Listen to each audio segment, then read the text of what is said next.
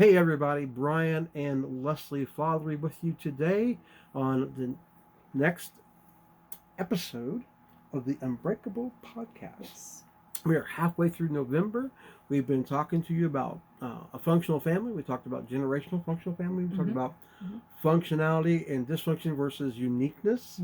Um, and so we've talked about several things and threw some bonus things in the middle of that and shamelessly plugged some things that we're doing and did all that. And we'll not stop doing all that. We're going to continue. But today, in the same mode of functionality, the functioning family, um, and what that looks like and how that feels and how you can tell if you are or not a functioning family. We hope that you are. We hope you're functioning, yes. And if you're not, this is an opportunity to change. You can do it. So today we're going to talk about honor and respect. Because honor and respect are two of the stalwarts, two of the pillars of every functioning family. Yes. In our culture today, that's not really true. Because if you look around, I just posted a meme this past week and got a lot of reaction from it. It was a picture on the top, and it was a young girl, probably between 12 and 15 years old, giving her mom an attitude. And it says, "Kids in 2023." And underneath was a picture of Rocky from the movie Rocky, the original, beaten, bruised, eyes swollen shut, and it says, "Me, after mouthing off to my mom in the 80s. It was a joke. Some people didn't like the joke. Some people loved the joke, but the whole premise behind it was the honor and the respect, because you didn't get by in as far back or as close to, how are you going to phrase that? I would say like early 90s. You didn't get by with a lack of respect and a lack of honor in your home. You just didn't do that. I will blame multiple things for that. I'm going to blame our educational system partially. And if you're a teacher out there and you want to yell at me, go ahead. I don't care. Hopefully you're teaching your children in your classrooms to be honorable. Yeah, and hopefully you are. But overall, the education system is geared against family and geared against those things. And it causes problem not only in the family, but in the schools. And you can see it. You look at the results. It's what I call the eye test. You can look at the eye test and go, "Oh, that's not good." And so that's the thing. That's one. That's only one area. Another area is media, movies, music, books, all sorts of things out there. Books. Yeah, and they're training, they're indoctrinating children to not respect their dads, especially. Not to respect their parents in general. And the whole idea is that the child's in charge. Yeah. So therefore, they're not respecting elders because they're in charge. And they need to respect me. Well, that comes in a two-way street. And so honor and respect is something that's really, we feel, vital to a functional family. So we're just going to launch off with that for a little bit. And we're going to start with, it starts at home. It does. Let me just say that just because you are teaching your children to honor and respect people in your family, in the world around you, in their school system, in their wherever they're at, in your church, that does not mean that you are beating them up per his meme.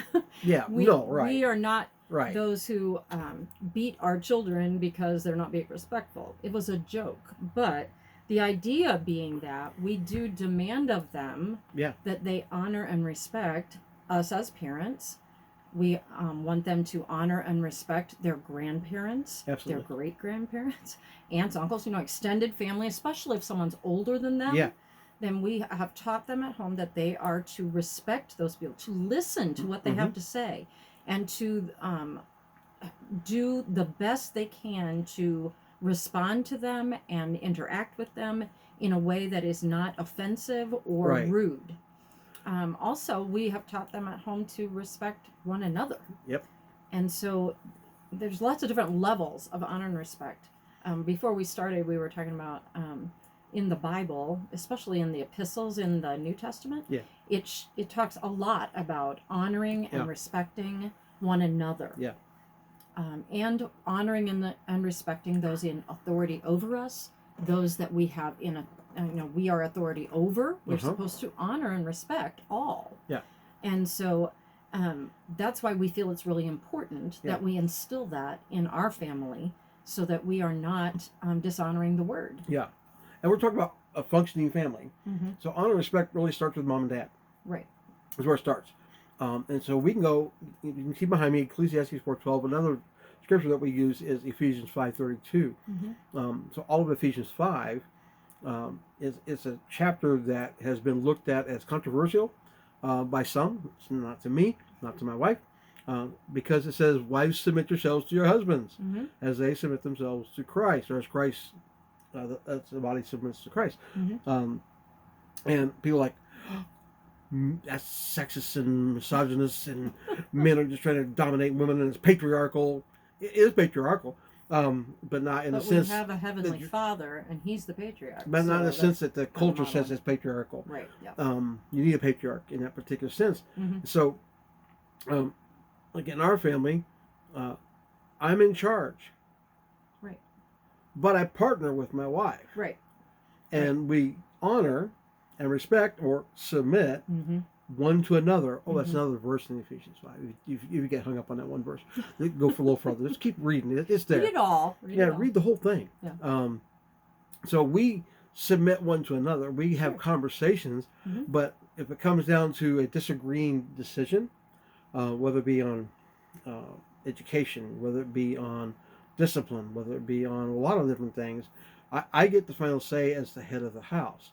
But it's rare, very rare, that we come into a place without having a resolution together. Without agreement together. Because that's more functional than dysfunctional. There have probably been, what I can count on one hand, times I'm thinking, we have actually not really agreed necessarily fully. Yeah. And so we've discussed it.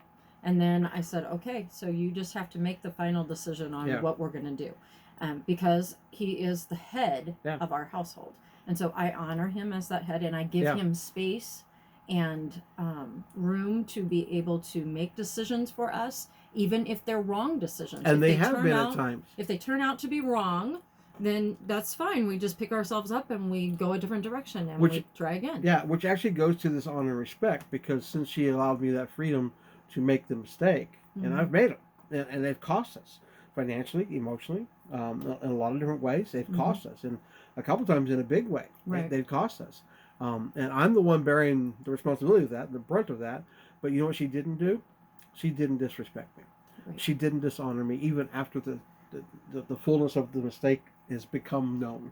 Right. You know, she's still like, I love you. I'm with you. Let's just get through this, and let's move to the next thing. And so that's real honor. That's real respect, and that's real submission that we've done. So we're not saying that we've done it perfectly or that you'll do it perfectly, but it starts with you, mom and dad. If you don't honor and respect each other, your children aren't going to respect either of you, and they're not going to respect each other. It's kind of the do as I say, not as I do method of parenting, and that never ever works. Yeah. It just doesn't. Because if I mistreat my wife and I talk down to her, or I talk bad about her behind her back, and my children hear all that, right? And they hear that, then what are they going to do? They'll be nice to her face, and mistreat, talk about behind her back, behind my back, and they'll even try to do it with me. And it's just not going to work. But they're going to try to do that with me. But it's going to be a reflection of how I treated Leslie, and vice versa, how she treats me. And so that honor and respect in a functioning Christian family, and in a functioning Christian marriage, there should be honor and respect flowing back and forth.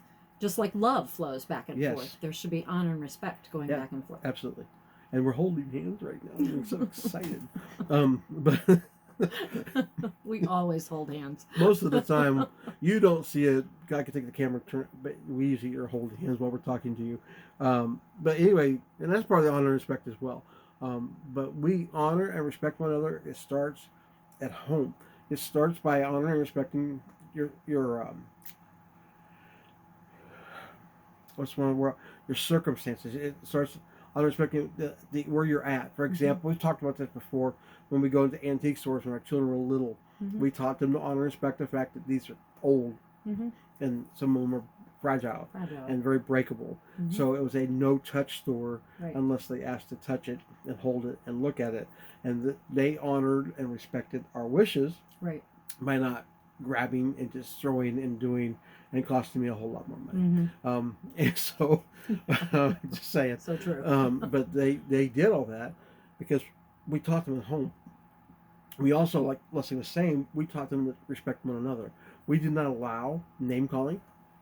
We did not allow fighting. It happened. Both of those would happen, but we would put the kibosh on it. Yeah, we just really quickly. Right away. Yeah. There was no waiting and letting it and build let up. me say too, when we stopped it, then we also discussed with them. Yes. That okay, we love one another in our home. God says to love one another, and so we would teach them then that when they did what they did, it was not loving, it was not kind, it was not good to treat their sibling that way, and so we instilled in them that they were to respect, to love, and honor one another. Yeah, they had to respect their toys. Like if something was particularly one person's toy, they had to respect that, and they had to ask permission to use that toy. And if they didn't, they weren't allowed to use it anymore. Right. I mean, there were consequences to not doing right. Absolutely. We had one child tell another child that they hated them. And their reward... They were probably about 11 or 12 years old. Yeah, about the time that, children become hormones in tennis shoes. That's what they become. And the hormones start taking over and they just can't handle their own emotion. Yeah. And this child did that with the other child. And their reward was... They had to write me an essay on why they loved their siblings. Oh, that was so great. I'm so proud of my wife. Because she was installing, first off, discipline and correction. Secondly, she was installing honor and respect, even though they didn't want to do it at that moment. Now, here's the thing. The outcome of that, down the road, well, a couple of outcomes. One, that child never did that again because they didn't want to write an essay. I don't think any of them ever did it again. No. I don't remember anybody saying they hated the other one ever again. No. They one time and that was it.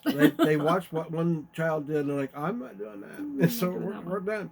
And then they learned that, and then they also learned to keep honoring and respecting one another. Yeah. Even if they're wrong, that's what I was going to say earlier, even if the parent is wrong, even if the teacher is wrong, even if the pastor is wrong, even if the cop is wrong, you still respect and honor the position and the authority and the person. Even if your sister or brother is wrong, you still honor and respect them.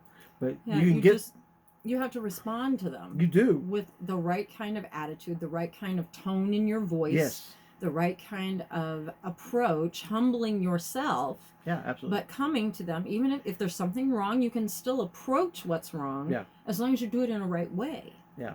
Even our children, as we were disciplining them as they got older, not when they were little, but when they got older, if they disagreed with something that we were bringing up and trying to correct in their life, then they were allowed to talk to us about it. Yeah. They were allowed to bring it, but they had to do it respectfully. They couldn't just rail against us. Yeah. They had to use their words in a respectful way. They couldn't just lash out. They couldn't just react in anger. They can come to me almost in stoic attorney mode and say, okay, Dad, you said yada, but I believe blah, blah. And so we would discuss and debate even sometimes why blah, blah and yada, whatever words I use, yada and blah, blah were different and why yada should win or not. Now, as they got older, they got to make more and more and more of their own decisions on that. Right. And so it's kind of like, we heard a pastor preach a couple weeks ago about how when he was about that age, 12 or so, that his dad asked him to go sweep the leaves off the deck of the back of their house. And he's like, well, why would I do that? It's just going to blow back up there. And his dad looked at him and went, okay, that's fine. He goes, and I didn't, this is the pastor, not me, he said, I didn't go out and sweep the leaves. And I'm like, I win. Until later that evening, my dad was grilling steaks, or shall I say, steak. Mm-hmm. And he grilled a steak for himself. On the deck porch with the leaves. With the leaves. Mm-hmm. Came in with the, he's like, well, where's my steak? Like, well, I knew you'd probably just be hungry again at some point, so I didn't think it was, I thought it was a moot point to go ahead and feed you steak tonight, because, we'll have to do it all over again at some point anyway. Mm-hmm. He goes, lesson learned, quickly, hungry night, didn't eat much that night, and some of you would go, well, that's harsh. No, it was a good lesson.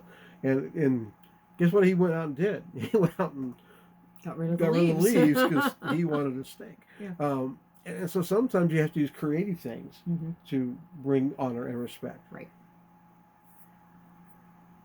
And when you do that, they can create memories, because that's the whole thing right now, is creating memories, right? Yeah. On Facebook. Sometimes you need lesson memories. You need those. Yeah. I have one child that would always, I youth pastored full time, and I worked full time.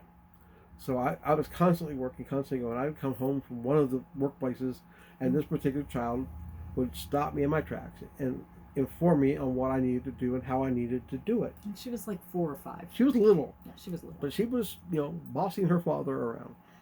And somehow I was like, oh, that's so cute. It's so nice. No, it's not. Not at our house. Because it's disrespectful and it's dishonorable. Yeah. Now, I didn't just blow up. I didn't yell. I didn't throw a fit.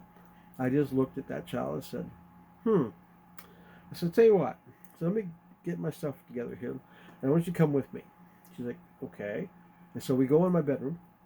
And then we go in the bedroom, we shut the door. On the back of the door, or next to the door. Yeah. Next to the door is a full-length mirror where Leslie would check her clothes, check her makeup, check her hair, all that. I would give a purse, like, yep, that's me, and keep on going. But it was more for her than me. But I put a mirror. And it was a mirror. Yeah. And I put the child in front of me. And I said, let's look at this picture. And it was one of my daughters, and she looked at me like, what are we doing? And so I was like, who's the dad? And she went, rolled the eyes, right? And looked at me like, yeah. For those of you on the audio, I'm pointing up. Point up, yes. I'm pointing up to my, and I was like, and who's the child? And she would point at herself. Yes. And then I'm like, and who's in charge? And she would throw her little hip out with an attitude, put her hand on it, and put a finger up and like, you are. I said, that's right. I'm in charge. I get to tell you what to do, not you, me. Mm-hmm. So, and I was trying to teach her how to honor and respect me without, spanking her or yelling at her. And she's a words person, so words would, if I yelled at her or called her bad names or put her down, that would hurt her worse than a spanking anyway. Mm-hmm. And this is a creative way to teach her how to honor and respect her dad. Mm-hmm. And we revisited that mirror multiple times, to the point where she would rather I spank her than go to the mirror. She's like, just spank me. Just like, nope. Let's go have a conversation at the mirror. And it was the same questions, same thing every time. Same bat time, same bat channel. She learned. She did learn. And to this day, she's not fond of that story. She just not. She's like, yeah, whatever, Dad, just move on. So she's not going to like this part of this podcast. But anyway, it's teaching, and you can be creative in it. You don't, like Leslie said earlier, we didn't beat our children. Did we spank them? At times, yeah, but I can count on less than 2 hands the times I've spanked my children. I have done it. And I've done it multiple times with different children, but it's not something that I really wanted to do. And so it's learning how to honor and respect. And sometimes you can, I grew up in a family that I wouldn't call functional of being nice. And I remember a particular time that one of my siblings came home from an excursion doing things they shouldn't be doing. And they had been imbibing, and they were inebriated. And they were underage. And looked bad.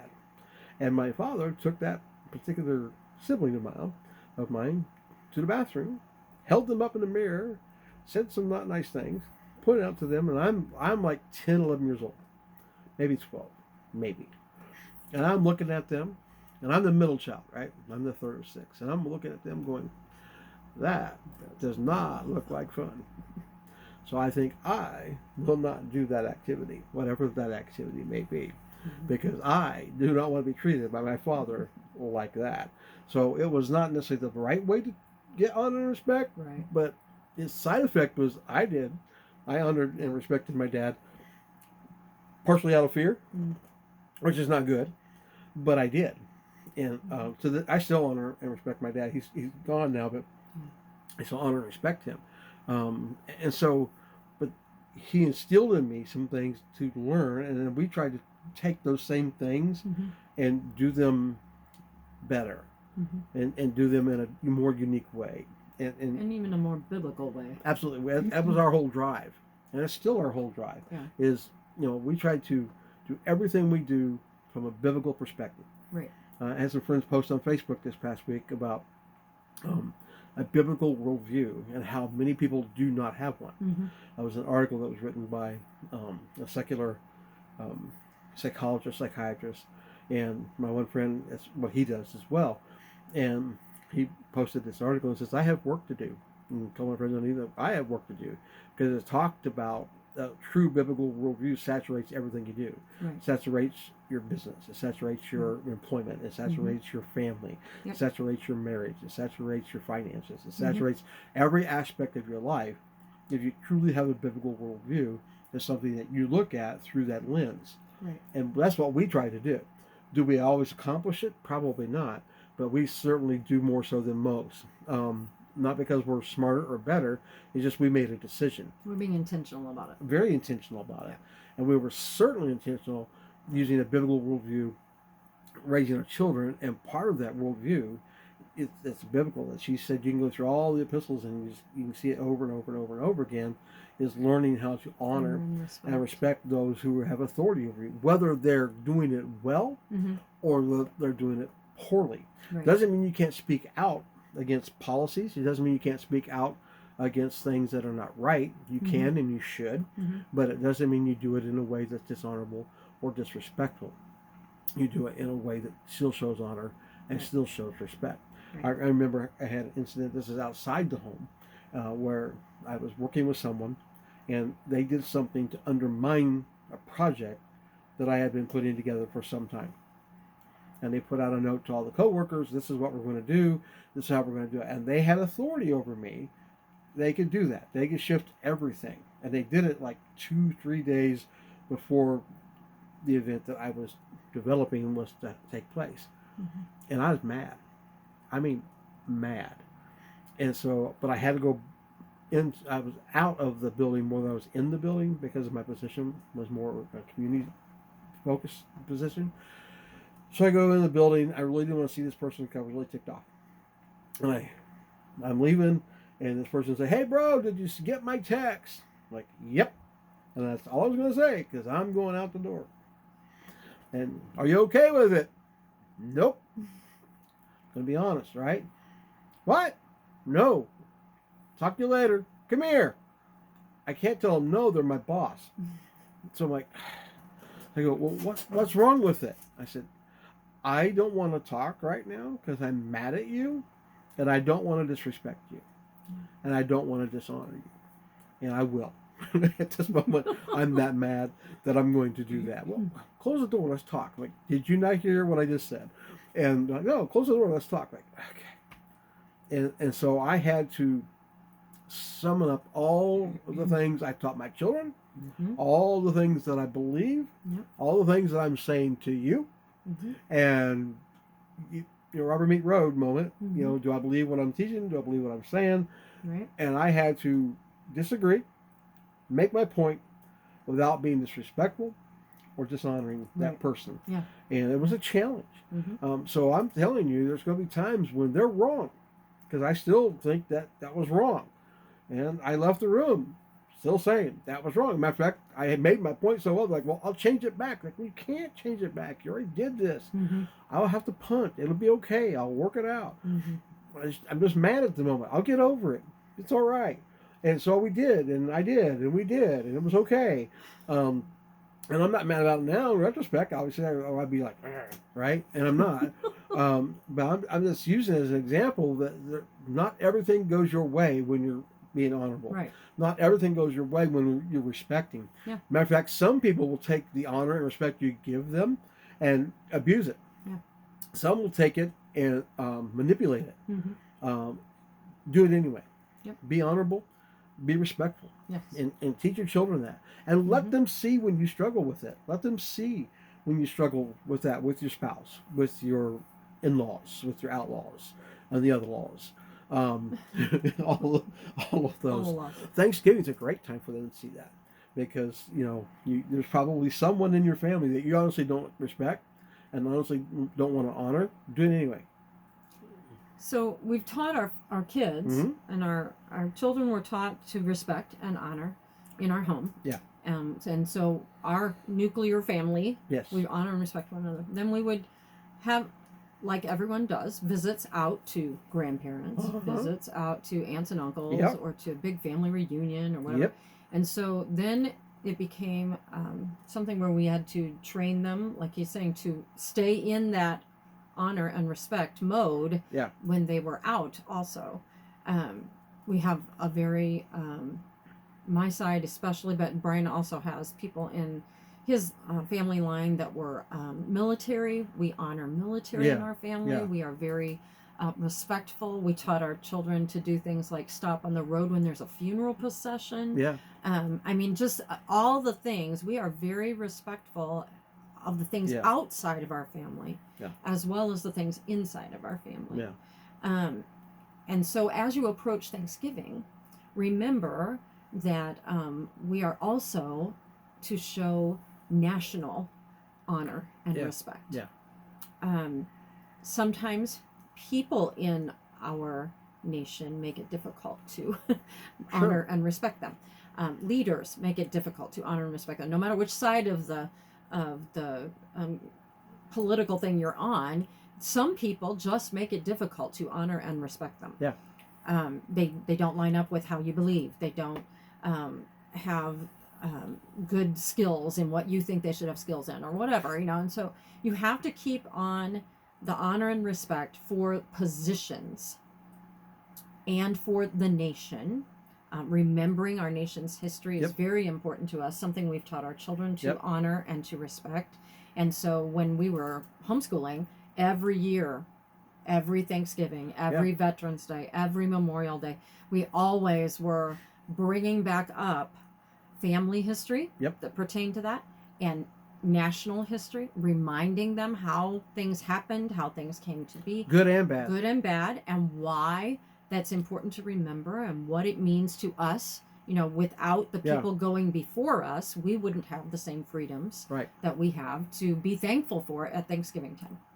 And so we just wanted to throw in a little Thanksgiving push at the end here. Yeah, just to remind you that your children need to know that their nation is worthy of being respected and honored. Yep. And the people who fought for our nation are that worthy of that same honor and respect. And I hope that you show that in your family. Yeah. I hope that your family is a family that honors our country. Yeah. Patriotic acknowledgement is an awesome thing. Yeah. It's a good thing. It is. So that's our shameless plug for that. If you look at your family and you see no respect and you see no honor, now's the time to start changing that. Yes. Now's the time to do that. I don't care how old they are.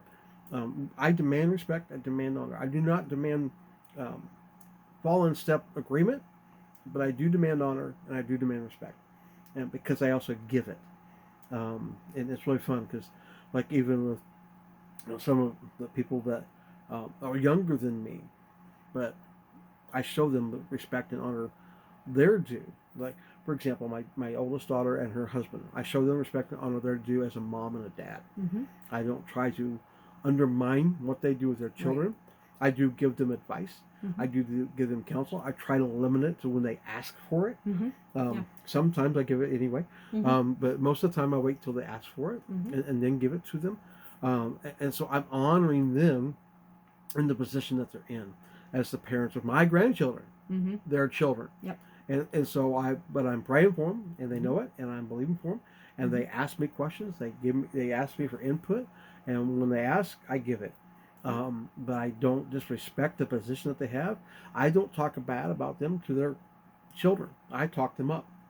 I honor them to their children, Right. so that their children will honor their parents. So it's a generational, ongoing thing in our family of honor and respect. So that's just it's a simple way to look at your family. Go, is it functional or not functional because of that? It's just two of the and there's others, but there's two of the pillars that we believe that need to exist in your family for you to call your family functional. Yes. So that said, you got anything else to add to that today? Okay. That's good. She said that's good. So she said that's good. That's when we finish. Right there, stop, done, cut, or at the end.